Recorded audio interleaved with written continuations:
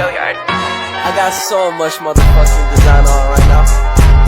Break it down, bring it back, make it clap. I got 3 old thoughts, new block, where that dick. Bitches on my line, and you know.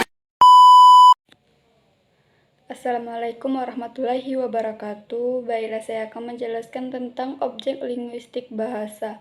Bahasa adalah alat komunikasi sosial yang berupa sistem simbol bunyi yang menghasilkan dari ucapan manusia. Manusia sebagai makhluk sosial membutuhkan saran untuk berinteraksi dengan manusia lainnya di masyarakat. Untuk kepentingan interaksi sosial maka dibutuhkan suatu wahana komunikasi yang disebut bahasa. Hakikat bahasa adalah bunyi, ujar, atau lisan. Dijelaskan dengan menggunakan fakta sejarah bahwa orang atau kelompok masyarakat sejak dahulu telah dapat melakukan komunikasi dengan menggunakan bahasa yang telah disampaikan bersama secara lisan. Contoh, menggunakan bahasa Indonesia baik dan benar dalam pertanyaan sehari-hari dengan menggunakan bahasa yang baku. Contoh, apakah kamu ingin menyapu rumah bagian belakang? Apa yang kamu lakukan tadi? Fungsi bahasa: 1. Sebagai alat untuk menyatakan ekspresi diri. 2. Alat komunikasi. 3. Alat mengadakan interaksi dan adaptasi sosial. 4. Alat mengadakan kontrol sosial. Bahasa adalah bunyi, maka seluruhnya dapat dikatakan bahwa bahasa adalah sistem lambang bunyi. Jadi sistem bahasa itu berupa bahasa yang diwujudkan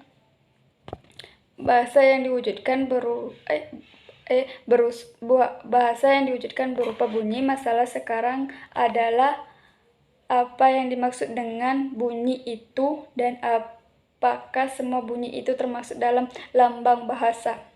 Kata bunyi yang sukar dibedakan dengan kata suara. Suara biasanya kita dengar dalam kehidupan sehari-hari. Secara teknis, menurut Keridalaksana 1983, bunyi adalah kesan atau pusat suara sebagai akibat dari getaran gendang telinga yang beraksi karena perubahan dalam tekanan udara. Bunyi ini biasanya bisa bersumber pada gesekan atau aturan benda-benda alat suara pada binatang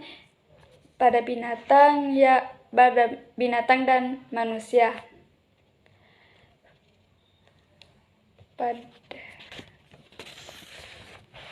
Bahasa itu bermakna. Dari pasal-pasal terdahulu sudah dibicarakan bahwa bahasa itu adalah sistem lambang yang wujud bunyi atau bunyi ujar sebagai lambang atau ada yang dilambangkan. Bahasa itu arbitrer. Kata arbitrer bisa diartikan sewena-wena, berubah-ubah, tidak tetap. Maka mana suka? Yang dimaksud dengan istilah arbitrer itu adalah tidak adanya hubungan wajib antara lambang bahasa yang berwujud bunyi itu dengan konsep atau pengertian yang dimaksud oleh lambang tersebut.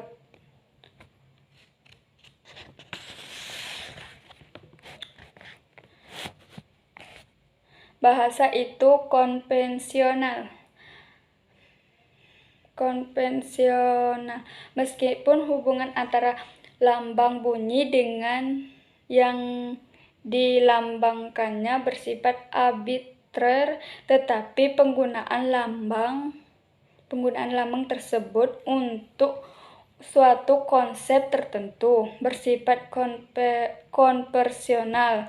Artinya semua anggota masyarakat bahasa itu mengetahui konvensi bahwa lambang tertentu digunakan untuk mewakili konsep yang diwakilinya. Kalau misalnya binatang berkaki 4 yang biasa dikendarai yang secara arbitrer dilambangkan dengan bunyi kuda.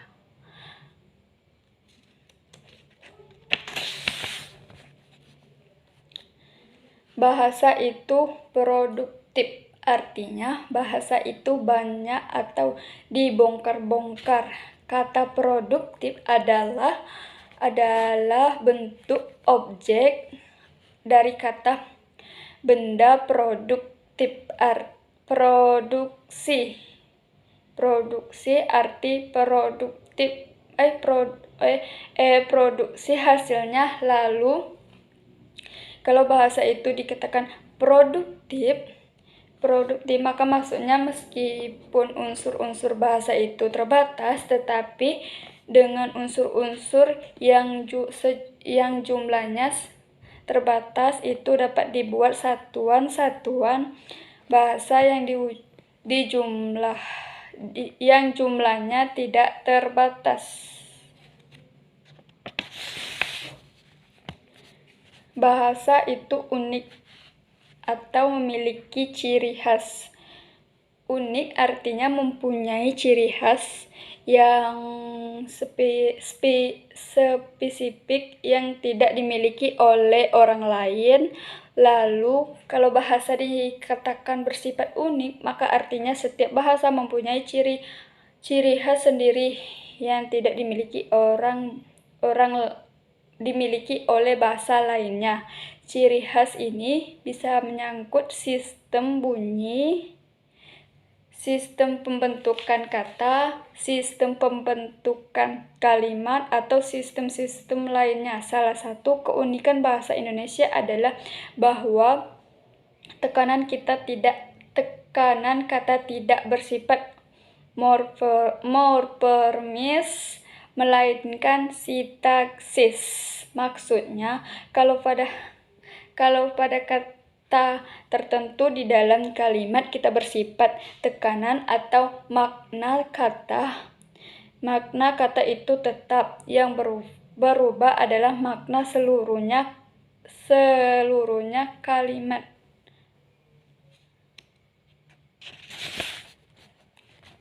Bahasa itu universal atau bahasa yang umum.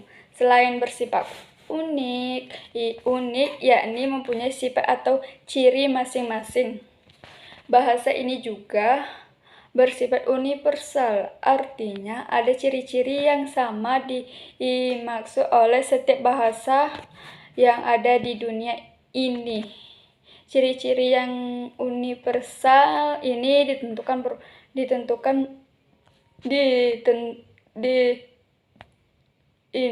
tentunya berupa unsur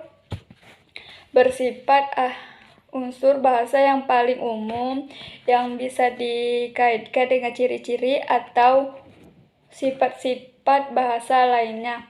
Karena bahasa itu berupa ujaran, maka ciri universal dari bahasa yang paling umum adalah bahwa bahasa itu mempunyai bunyi yang bahasa yang terdiri dari vokal dan konsonan. Namun berapa banyak vokal atau konsonan yang dimiliki oleh setiap bahasa bukanlah personal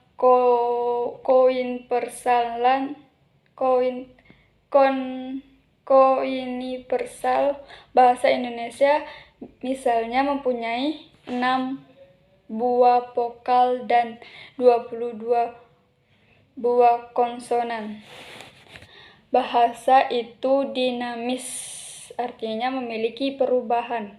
Bahasa adalah satu-satunya milik manusia yang tidak pernah lepas dari segala kegiatan dan gerak manusia sepanjang keberadaan manusia itu. Sebagai makhluk yang berbudaya dan bermasyarakat, tak ada kegiatan manusia yang tidak disertai oleh bahasa. Karena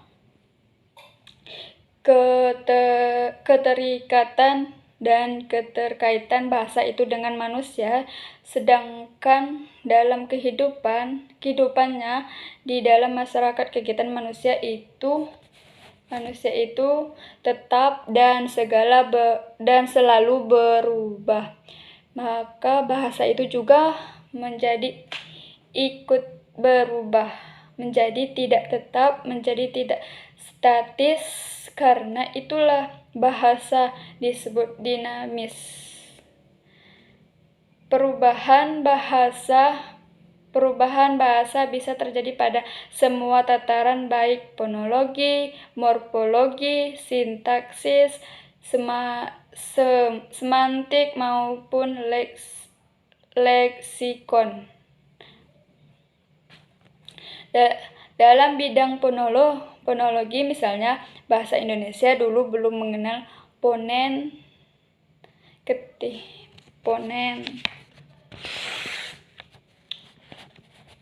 Bahasa itu bervariasi atau memiliki banyak keragaman. Setiap bahasa digunakan oleh sekelompok orang yang termasuk dalam suatu masyarakat. Anggota masyarakat suatu bahasa biasanya terdiri dari sebagai orang dengan berbagai status sosial dan berbagai latar belakang budaya yang tidak sama. Anggota masyarakat bahasa itu ada yang berpendidikan, ada yang tidak, ada yang tinggal di kota, ada yang tinggal di desa. Mengenai variasi bahasa ini, ada 3 istilah yang perlu diketahui, yaitu idialek, dan ragam. Idialek adalah variasi atau ragam bahasa yang bersifat perseorangan. Setiap orang tentu mempunyai ciri khas bahasanya masing-masing. Kalau kita banyak membaca karangan orang yang banyak menulis, misalnya Hakma, Sultan, Takdir. Dialek adalah variasi bahasa yang digunakan oleh sekelompok anggota masyarakat pada suatu tempat atau suatu waktu. Misalnya kita di Indonesia mengenai adanya bahasa Jawa, dialek Banyumas, bahasa Jawa dialek Tegal, bahasa Jawa dialek Surabaya, dan sebagainya. Variasi adalah berdasarkan tempat. Ini lazim disebut dengan nama dialek regional, dialek areal, atau dialek geografi.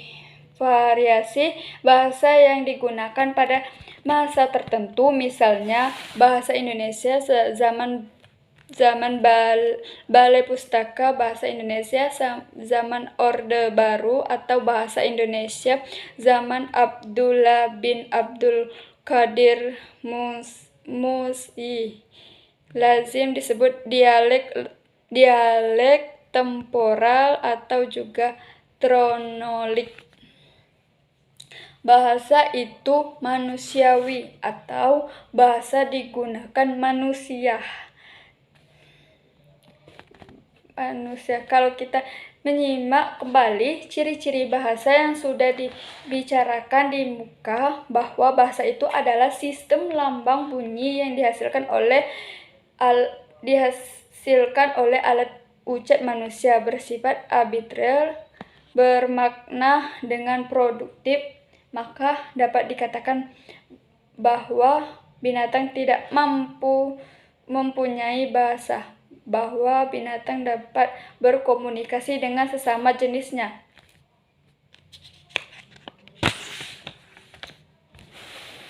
Bahasa dan faktor luar bahasa. Masyarakat bahasa, atau semua yang digunakan bahasa sendiri. Kata masyarakat biasanya diartikan sebagai sekelompok orang dalam jumlah yang banyaknya relatif yang merasa sebagai sekuturan wilayah tempat tinggal, atau yang mempunyai kepentingan sosial yang sama. Karena itu bisa disebut masyarakat Indonesia, masyarakat Betawi, masyarakat RT 001, atau juga masyarakat Eropa.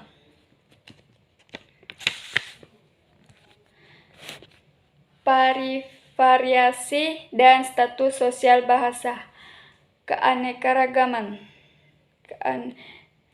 Disebut bahwa bahasa itu bervariasi karena anggota masyarakat penutur bahasa itu sangat beragam, dan bahasa itu sendiri digunakan untuk keperluan yang beragam-ragam pula. Berdasarkan penuturnya, kita mengenai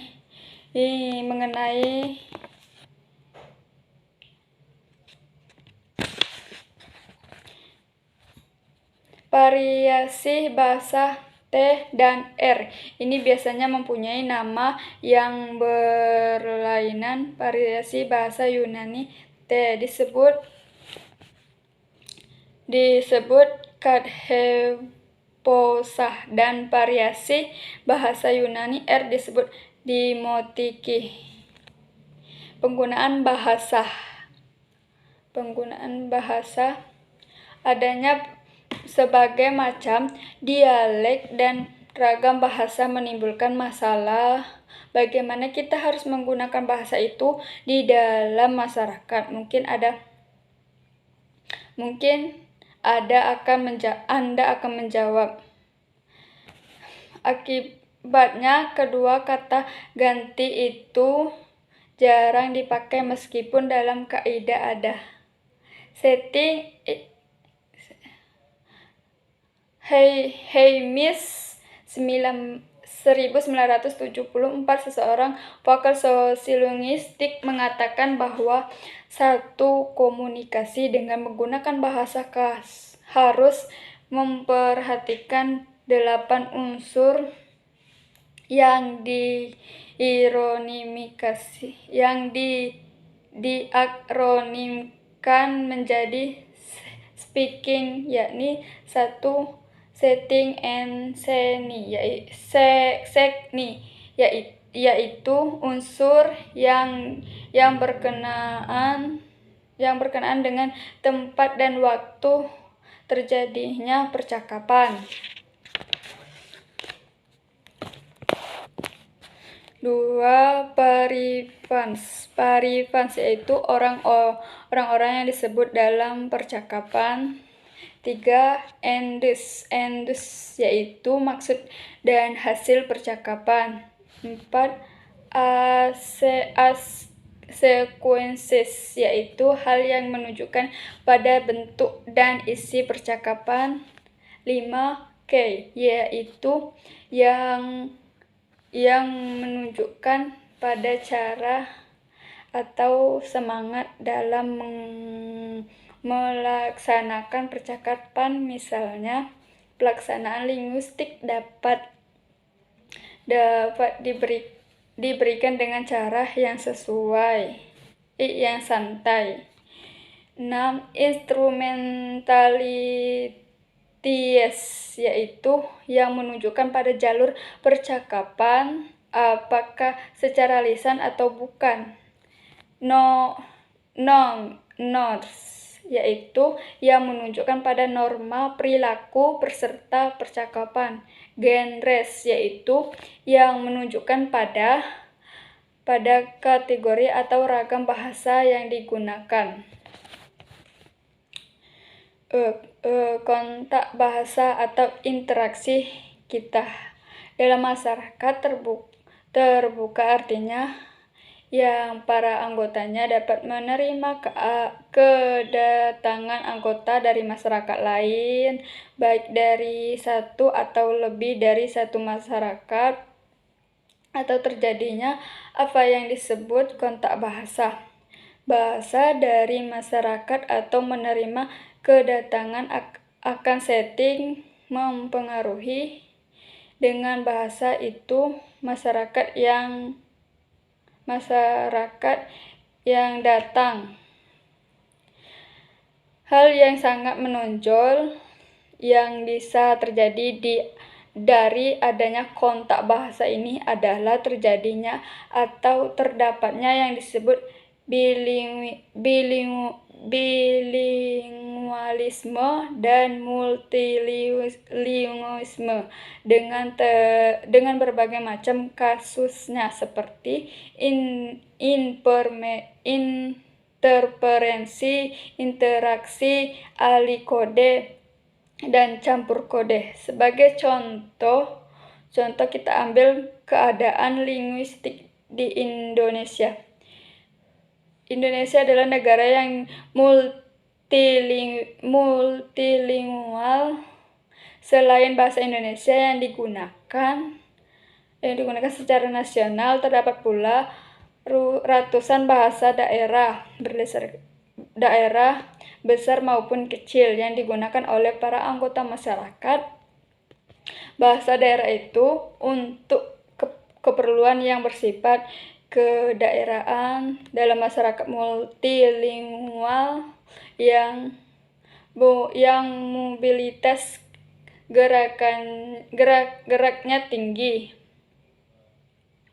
Namun di samping itu banyak pula yang hanya menguasai satu bahasa. Orang yang hanya menguasai satu bahasa disebut monolingual, unilingual, atau monoklo. Yang menguasai dua bahasa disebut bilingual, sedangkan menguasai lebih dari dua bahasa disebut multilingual, plurilingual, atau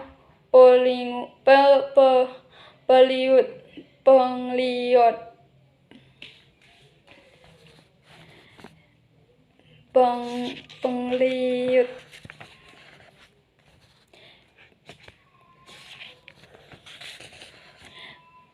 Bahasa itu bahasa dan budaya atau bahasa dan budaya itu dari sejarahnya. Satu lagi yang menjadi objek kajian linguistik makro adalah mengenai hubungan bahasa dengan budaya atau kebudayaan atau kebudayaan. Klasifikasi bahasa adalah bahasa di dunia sering banyak dan para penuntunnya juga terdiri dari bahasa suku bahasa atau teknis yang berbeda-beda. Oleh karena itu, kriteria apakah yang digunakan dalam membuat klasifikasi ini. Klasifikasi juga dapat bermacam-macam. Menurut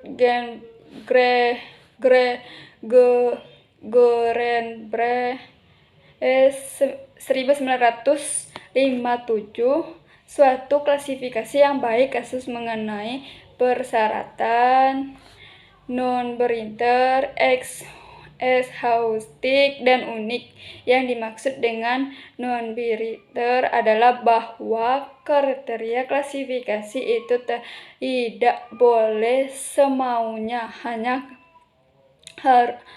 harus ada satu kriteria. Klasifikasi genetis. Klasifikasi genetis disebut juga klasifikasi genealogis dilakukan berdasarkan garis keturunan bahasa-bahasa itu. Artinya suatu bahasa berasal atau diturunkan dari bahasa yang lebih tua. Menurut teori klasifikasi genetis ini, suatu bahasa proto, bahasa tua, bahasa semula akan pecah dan menurun pada bahasa-bahasa lain. Keadaan dari sebuah bahasa menjadi jumlah bahasa lain dengan cabang-cabang dan ranting-rantingnya memberi gambaran seperti batang pohon yang terbalik. Karena itulah penemu teori ini yaitu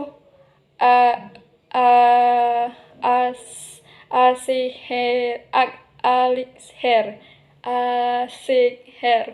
menamakan teori batang pohon bahasa Jerman Stammbaum. Teori ini yang dimaksud pada tahun 1866, kemudian dilengkapi oleh J.C. Mix dalam tahun 1872 dengan teori gelombang bahasa Jerman Weltere. Yang dimaksud teori gelombang ini adalah bahwa perkembangan atau percakapan bahasa itu dapat diumpamakan seperti gelombang yang disebabkan oleh sebuah batu yang dijatuhkan ke tengah kolam.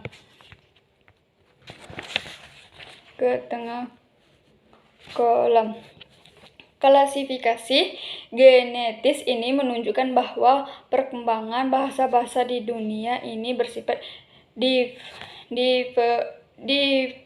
divergensif, yakni memecah dan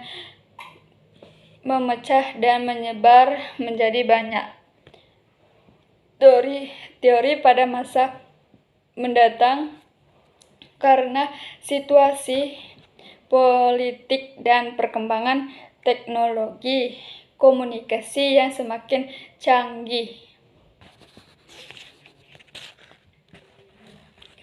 Klasifikasi tipologi. Klasifikasi tipologi dilakukan berdasarkan kesamaan tipe atau tipe-tipe yang terdapat pada sejumlah bahasa. Tipe ini merupakan unsur tertentu yang dapat timbul berupa berulang-ulang dalam suatu bahasa. Unsur yang berulang ini dapat mengenai bunyi, morfem, kata frase, kalimat, dan sebagainya. Klasifikasi pada tataran morfologi yang telah dilakukan pada abad secara garis besar dapat dibagi 3 kelompok, yakni kelompok pertama adalah yang semata-mata menggunakan bentuk bahasa sebagai dasar klasifikasi yang mula-mula mengusulkan klasifikasi morfonologi. Ini adalah Friedrich Poinsongel. Dia membagi bahasa-bahasa ini di dunia ini pada tahun 1808 menjadi 2 kelompok, yakni 1 kelompok bahasa berafiks dan kelompok bahasa berafiks. Pembagian ini kemudian diperluas oleh kakaknya Auguste Poinsangel pada tahun 1818 menjadi bahasa tanpa struktur gramatikal seperti bahasa Cina. 2. Bahasa berlapis seperti bahasa Turki dan bahasa Persia seperti bahasa Sanskerta dan bahasa Latin. Klasifikasi yang dibuat oleh Auguste Poinsangel ini kemudian menjadi model oleh sarjana-sarjana sesudahnya seperti William Pons Humboldt. Kelompok kedua adalah yang menggunakan akar kata sebagai dasar klasifikasi tokoh, antara lain Bob yang membagi bahasa-bahasa di dunia ini atas bahasa yang mempunyai akar kata. Kelompok ketiga adalah yang menggunakan bentuk sintaktis sebagai dasar klasifikasi. Pakarnya antara lain klasifikasi Ariel atau sering digunakan analisis bahasa. Klasifikasi Ariel dilakukan berdasarkan adanya hubungan timbal balik antara bahasa yang satu dengan bahasa yang lain di dalam areal atau wilayah, tanpa memperhatikan apakah bahasa itu berkerabat secara genetis atau tidak. Yang terpenting adanya data pinjaman yang meliputi pinjaman bentuk dan arti, atau pinjaman bentuk saja, atau pinjaman arti saja. Klasifikasi ini bersifat arbitrary karena dalam konteks sejarah bahasa itu memberikan pengaruh timbal balik dan hal-hal tertentu yang terbatas. Klasifikasi ini pun bersifat non-eksatis.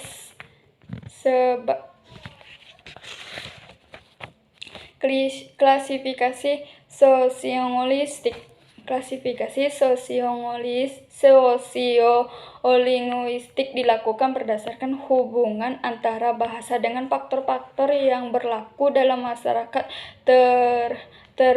tepatnya berdasarkan status fungsi. Penilaian yang diberikan masyarakat berdasarkan status fungsi penilaian yang diberikan masyarakat terhadap bahasa itu. Klasifikasi sosiolinguistik ini pernah dilakukan oleh William Sears tahun 1962 yang dapat kita baca dalam authornya.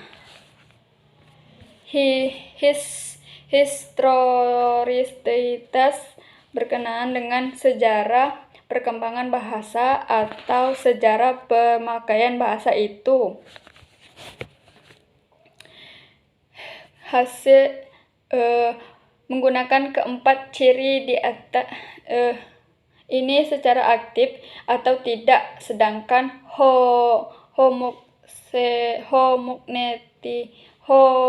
homogenetis berkenaan dengan apakah leksikon dan tata bahasa dari bahasa itu diturunkan. Bahasa tulisan dan sistem aksara. Bahasa itu bahasa lisan, membaca atau menulis, menyimak.